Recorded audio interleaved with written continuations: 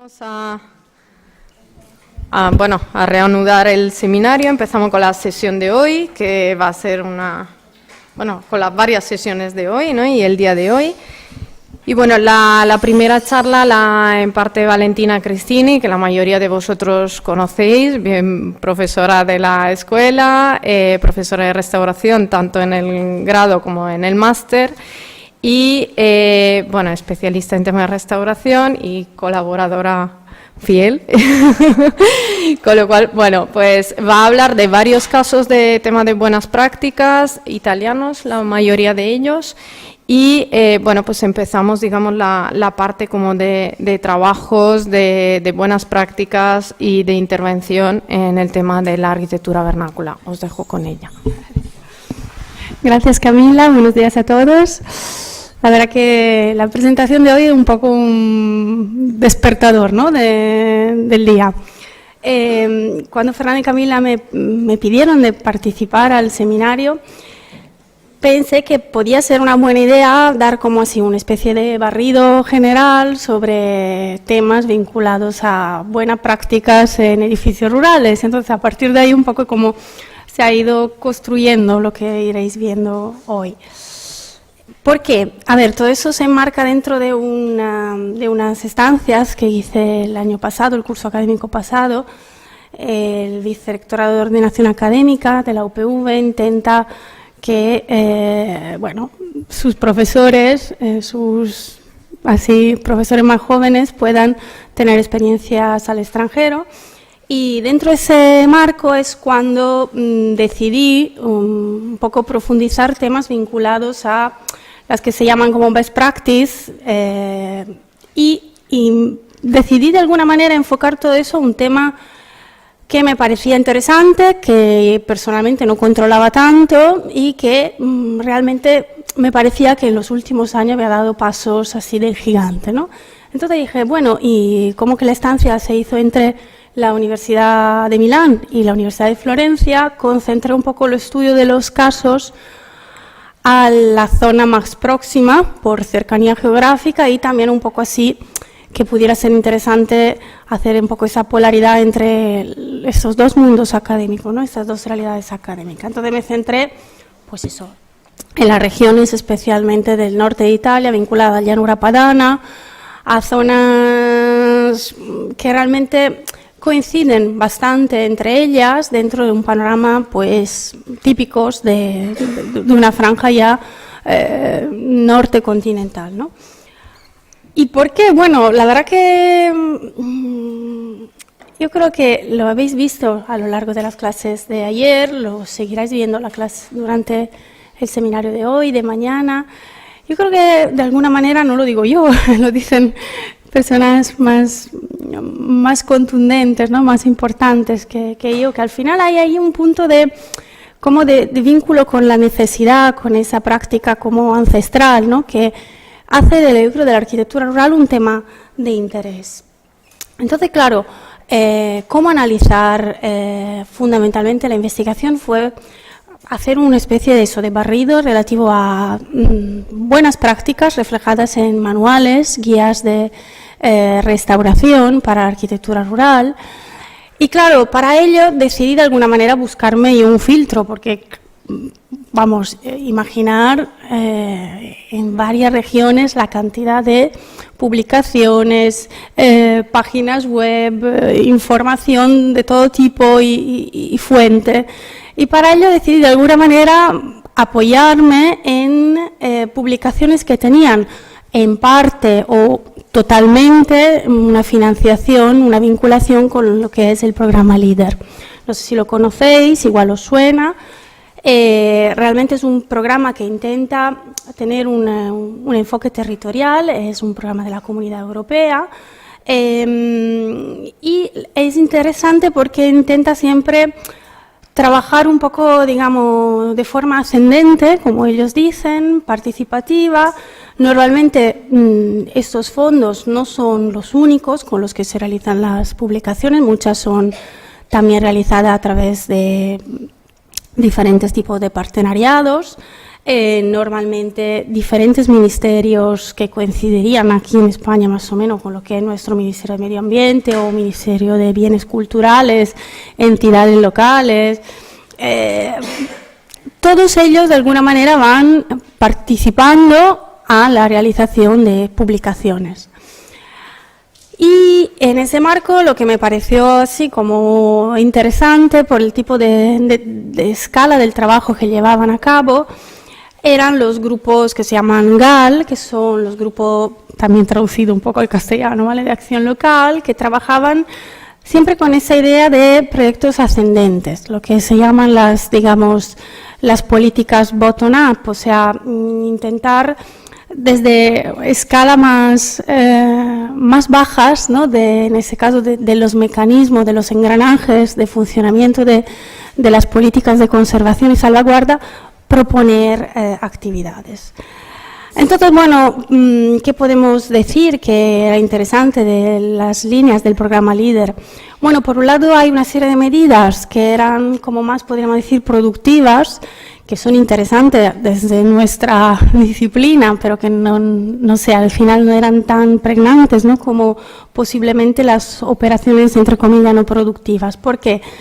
Porque son, lo podéis ver en negrita, fundamentalmente todas estas medidas que tratan eso, creación de desarrollo de microempresas, actividades de diversificación, de explotaciones, están bien, pero posiblemente esas eran las que eran más interesantes a la hora de pues ser reflejadas, ¿no?, dentro de una línea de investigación fundamentada en la restauración arquitectónica.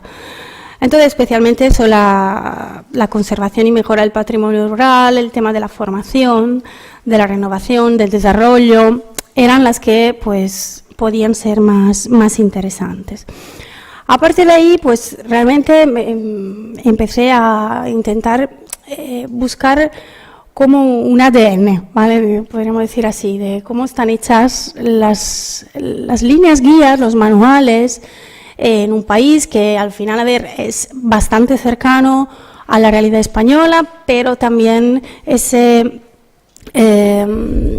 cercanía también con la realidad centroeuropea hace que algún tipo de política de salvaguarda de arquitectura rural posiblemente esté no mejor desarrollada, sino como una política más reposada, ¿no?, en el tiempo.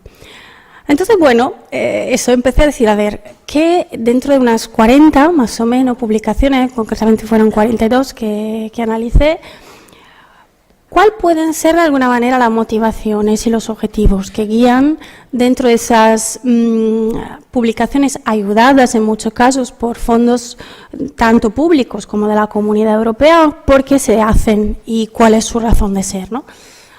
Entonces, bueno, todas ellas, la verdad que proponen al final una especie de banco de datos.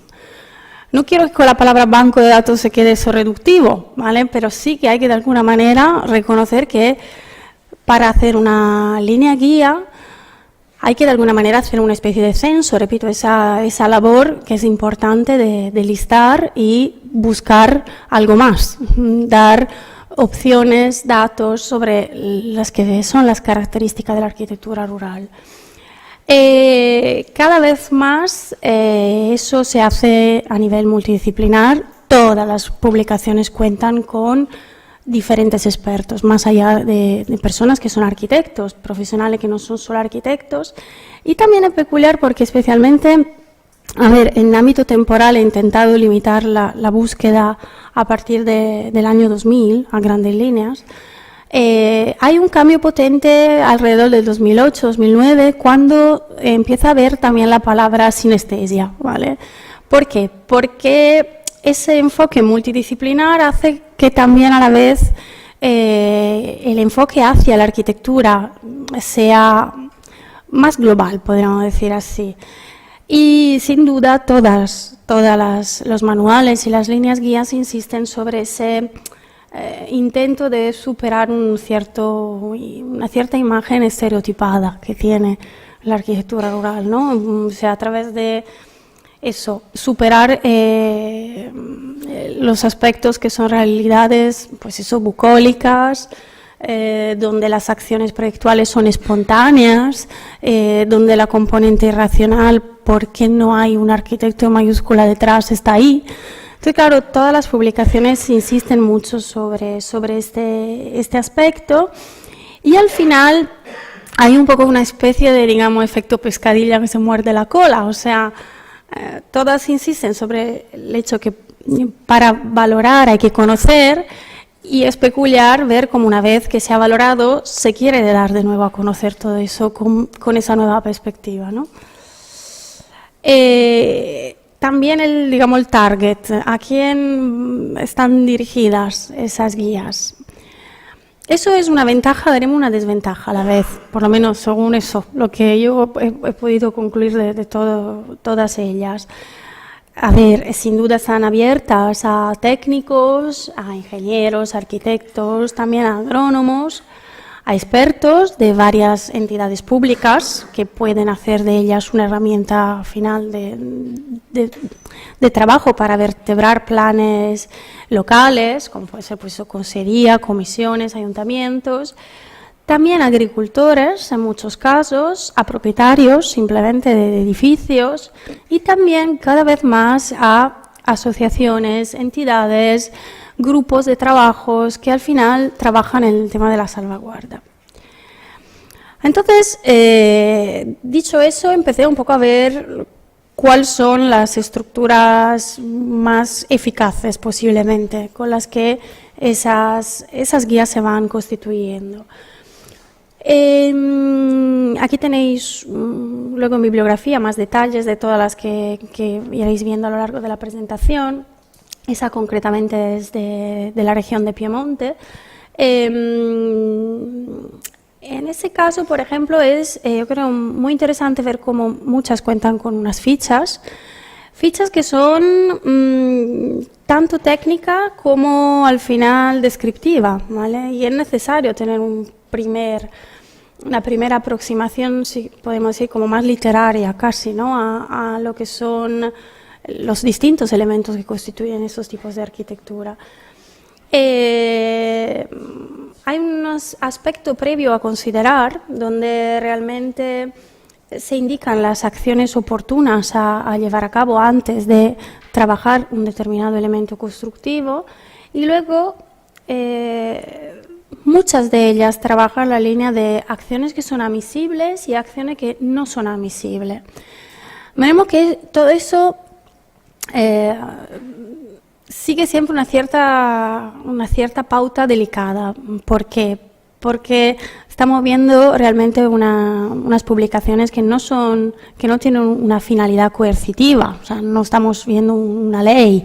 ¿Vale? Entonces, claro, el límite, el linde entre lo que se debería hacer y lo que sería mejor no hacer, tiene que quedar claro, pero de alguna manera sugerente, ¿vale? Entonces, claro, veremos que todo eso también tiene unos límites importantes, pero os pasaré luego a continuación a hablar de los problemas, también tienen esos textos. Y también lo que es interesante es que todas ellas, esa es la ficha que a mí, una de las que más me parecía clara, ¿no? Por eso que la he puesto, también ponen unos aspectos como así de alarma roja, ¿no? A evaluar caso por caso y dentro de la línea de acciones admisibles, pues considerar también unas pautas como más prudentes a utilizar en determinados casos. Entonces, por ejemplo, aquí tenéis, no sé, cómo se puede trabajar un elemento que coincide un poco con el concepto de nuestra galería, ¿no? Entonces, claro, si lo vamos traduciendo, sin duda, a ver, ¿dónde se habla de fases preliminares, por ejemplo?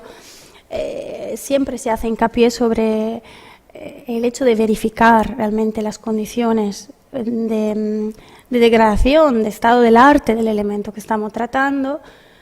Y a partir de ahí, por ejemplo, no sé, dentro de las intervenciones admisibles, insistir sobre, por ejemplo, reproducir algún elemento, como el caso de esos seriales que constituyen pues barandillas o elementos de protección, teniendo en cuenta la preexistencia, intentando a veces sustituir el material para hacerlo reconocible. intervenciones que no son recomendadas, por ejemplo, insisten sobre el empleo de materiales que superan, ¿no?, los límites de compatibilidad y de alguna manera reversibilidad de las intervenciones. Y luego, pues, esos aspectos críticos que son necesarios a evaluar caso por caso. Entonces, no lo sé, la sustitución, por ejemplo, de la solera, ¿vale?, que en algunos casos sí que es necesaria, en otros no. O, por ejemplo, los diferentes tornapuntas que podemos encontrar, a verificar según el caso, y también un poco la maquetación general del proyecto y de la fachada que estamos trabajando. Eso sigue, es otra publicación, por ejemplo, del Parque del Beigua. Nos desplazamos hacia Liguria. Daros cuenta cómo es otro texto, pero sí que de alguna manera la secuencia sigue siendo la misma. Acciones compatibles, incompatibles, y en ese caso sí que posiblemente ese apartado de, ojo, tratar con prudencia, va cogiendo además más cuerpo, ¿no? Veremos por qué es importante de alguna manera la aplicación de las líneas guías según el caso por caso. Además que algunas guías como esa van haciendo una especie de lectura, veremos, del sistema arquitectura rural, no tanto como una serie de subsistemas, sino como un complejo de sistema hecho por sistemas. Entonces, también en el desarrollo de las fichas sí que hay de alguna manera una serie de elementos que van desglosando la lectura del elemento constructivo, pero siempre dentro de un mismo pack, un mismo sistema, para no reducir y desmenuzar, que también un riesgo a veces, estos elementos constructivos en trocitos que al final veremos favorecen una lectura incorrecta, que es la de la solución fácil, ¿vale?, de recetario. Y todo eso, bueno, digo que las mejores guías de intervención parece retórico, pero no lo es. O sea, cuentan también con una restitución gráfica idónea, ¿vale? Porque a veces hay mucho texto, pero a la hora de tener, veremos uno de los problemas también, como de verdad una respuesta útil para la conservación, los textos se quedan un poco pobres, ¿no? Entonces, en ese caso, repito, hay ejemplos y también veréis una serie de imágenes, de dibujos técnicos. Entonces, ¿cuál podríamos resumir que es el contenido y la estructura de las líneas guías que encontramos en esos casos de buenas prácticas? Fundamentalmente hay unos 5 bloques que constituyen siempre esas guías. Siempre todas ellas empiezan con un enfoque al paisaje. ¿Por qué? Porque al final, a ver, yo no sabía si llamarlo paisaje, territorio, elemento antropizado, que está al final ligado de forma indisoluble con los edificios rurales. Todas tienen esa aproximación inicial al paisaje, al ambiente antropizado, viendo como, por ejemplo, hay elementos que son infraestructuras hidráulicas, realmente recorridos, sendas, trazados históricos que no son parte tal vez directa de la arquitectura rural más profunda, pero están ahí y al final explican la razón de ser de la otra, ¿no? A veces, claro, algunos, eso no es lo frecuente, hacen también una referencia a los núcleos, digamos, ya a los centros históricos vinculados a realidades rurales. Y luego llegamos a los 3 bloques que son sí siempre presentes dentro de los manuales de recuperación y conservación de la arquitectura rural, que es un análisis tipológica. Por ejemplo, toda la zona norte de Italia presenta edificios rurales vinculados a la llanura padana que según el contexto geográfico cambian de realmente distribución tipológica por presentar una distribución en L, en C, con un patio y una era central sin tenerla, en fin. podríamos estar aquí hablando 10 horas de todas las tipologías, no es el objetivo, pero sí es interesante ver cómo esa escala de trabajo bottom-up hace posible que esas tipologías no se vayan perdiendo. O sea, que realmente son trabajos que empiezan desde abajo y por lo tanto permite una cierta difusión a casos que además entramos dentro luego de la lógica del dialecto, de la nomenclatura específica. Eso se pierde un poco, si queréis, ese enfoque tan auténtico, ¿vale?, del estudio de las tipologías, luego en la parte más de materiales o de elemento constructivo, donde sí que vuelve a haber una cierta presentación como más fría, más tecnológica, ¿no?, de los elementos. Sin duda, material de la tradición en la llanura padana, el ladrillo, con miles de variantes, revestimientos. También a veces en algunos casos encontramos elementos pétreos, lajas, pizarras, pero sin duda muchas de las publicaciones insisten sobre el empleo del ladrillo dentro de las construcciones tradicionales. Y dicho eso, a ver, me quedé después de haber visto eso, unas 40 publicaciones, con la sensación de decir, vale, esos textos tienen mucha fuerza y sin duda los manuales de recuperación, manual y de recupero, así como se llaman, han permitido, veremos, llegar a una serie de logros importantes.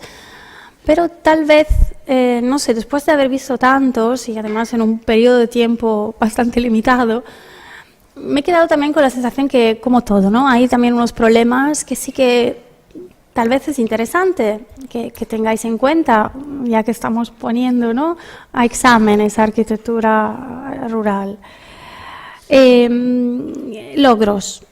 La promoción cultural, ¿vale? Yo creo que es un logro importante porque a veces esos textos llegan a un público muy heterogéneo, un público que no siempre es especialista, y esto es bueno, es sano, ¿vale? Porque se da a conocer realmente una realidad que en muchos casos se desdibuja en el tiempo, se desdibuja con la especulación, con los problemas de las ciudades.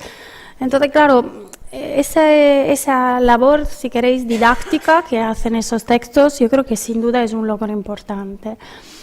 También hay un afán de rigor, un afán de documentación. Muchos de esos textos además cuentan con trabajos finales de grado como eso, o investigaciones vinculadas en parte al mundo académico. Entonces, claro, todo eso también, ¿vale?, entra dentro de ese paquete de aspectos, creo, interesante y positivo a destacar. Esos estudios multidisciplinares también insisten sobre el hecho de que hay que buscar una lógica a esta arquitectura, que no es casual, ¿vale? Yo creo que eso, repito, sobre todo hasta, si queréis, eso, del 2000 al 2009 son publicaciones que sí, cuentan con un enfoque multidisciplinar, pero técnico. Y ya vemos como a partir ya del 2009, 2008, he dicho, hay un punto de inflexión y ya pues hay antropólogos, hay especialistas de diferentes ámbitos de estudio, hasta historiadores, personas que son vinculadas, si queréis, ya a un concepto de cultura rural en sentido más amplio, ¿no? Y eso permite que eso se vaya leyendo tanto desde un sentido, podríamos decir, como más diacrónico en el tiempo, cómo esta arquitectura rural ha variado, por qué, cuál es su idiosincrasia, y eso, repito, entra también dentro de ese pack de los logros, ¿no? Cada vez más se reconoce la complejidad. Normalmente era una arquitectura que se tachaba de simplona, ¿vale?, dejármelo decir, y el hecho que eso haya como estudios muy puntuales, vinculados, repito, en muchos casos a trabajos académicos, hace posible que, no sé, dentro de una misma lógica se vayan encontrando pues matices, ¿no? Y entonces esa actitud de entender esa arquitectura como un sistema complejo también yo creo que entra dentro de la parte de los aspectos positivos de los manuales.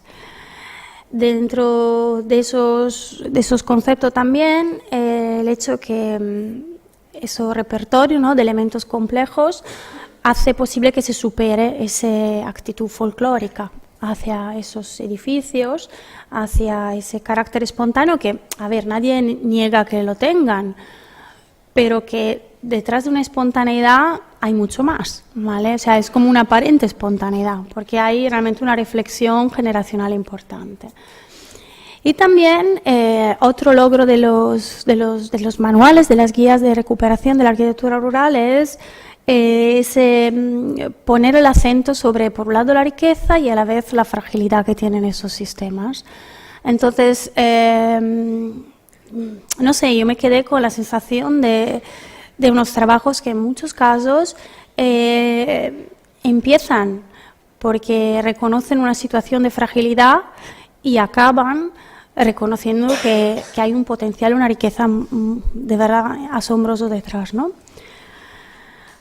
Y al final, a ver, pues sin duda son un elemento de conexión. Y yo con eso también me quedé después de haber dicho, bueno, realmente esos manuales son indispensables, son imprescindibles si queremos buscar un cierto efecto puente, ¿no? Que nos garantice de alguna manera llevar a cabo tanto proyectos más de conservación o tal vez algún proyecto más de intervención, pero de forma consciente. Entonces, sin duda, un uso de las guías como soporte y conexión es potencialmente otro logro más.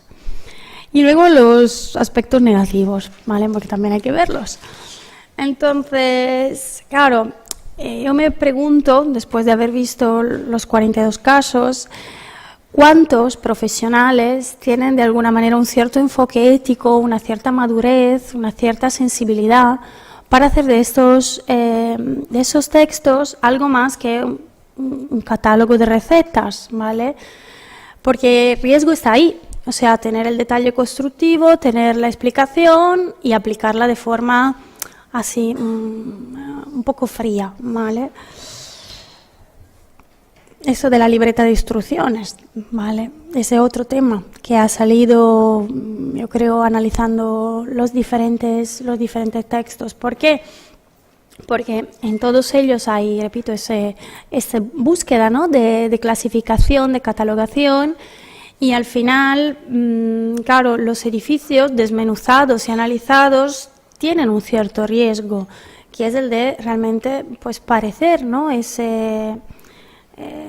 Esos textos como una libreta de instrucciones que van facilitando esa comprensión.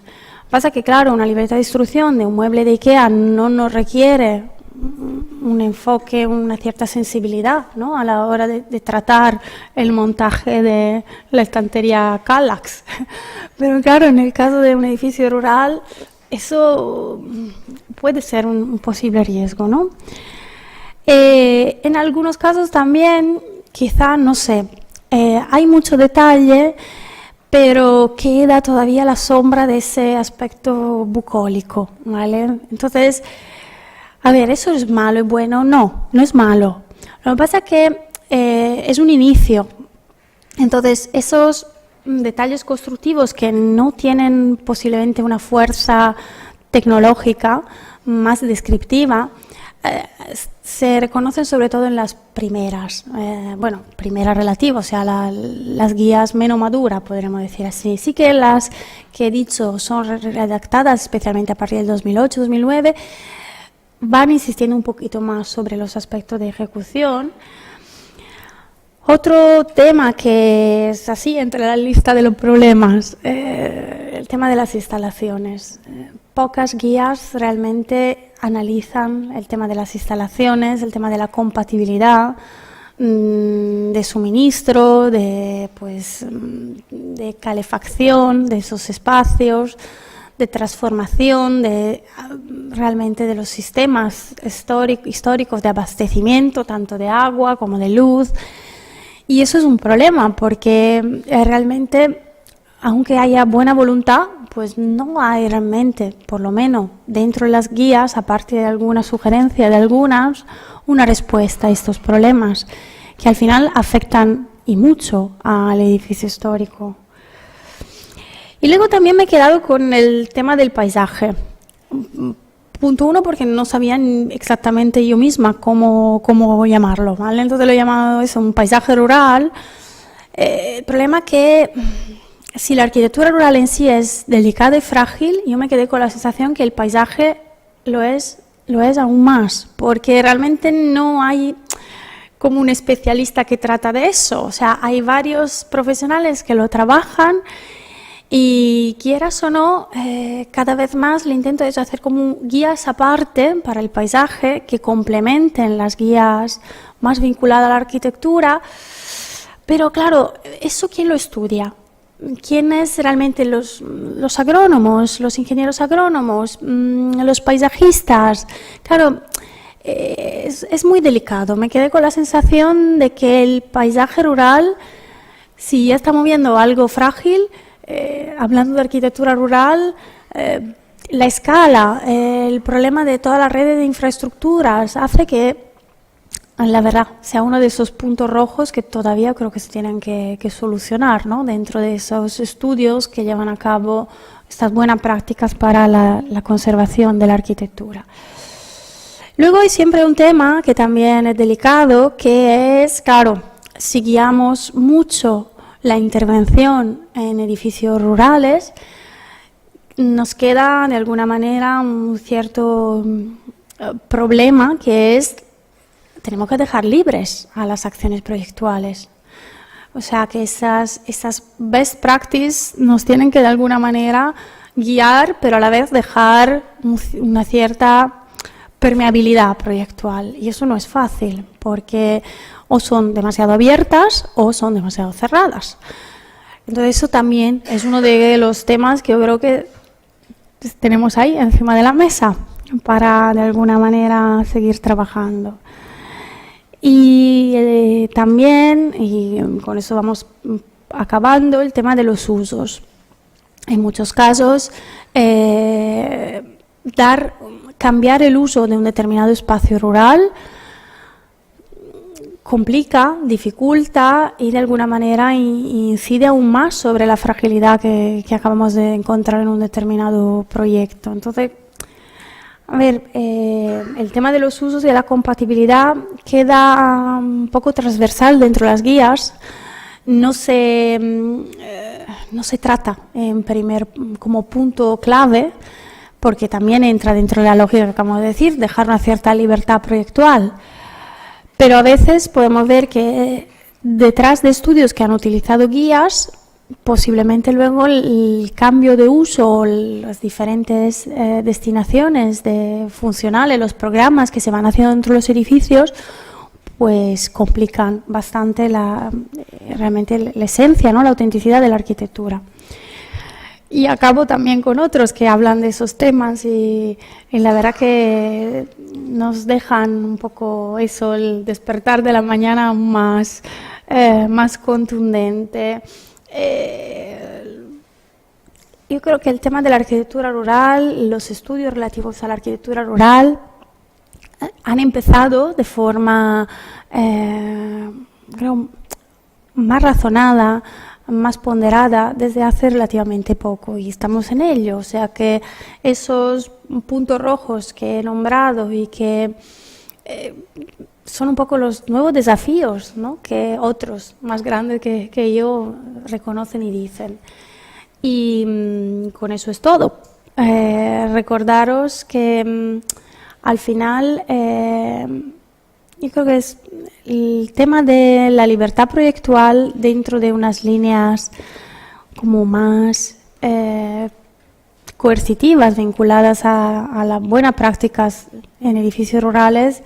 Al final está vinculado también con el tema de la ética, que es algo al final personal, intransferible y ahí queda, ¿no? La capacidad al final de saber tratar esos edificios más frágiles, más delicados, dentro de unas líneas de apoyo, son los manuales de conservación que nos permiten esa conexión con el proyecto. Aquí tenéis una breve bibliografía de algunos de los principales textos que quedan reflejados en la presentación y por mi parte es todo. Gracias.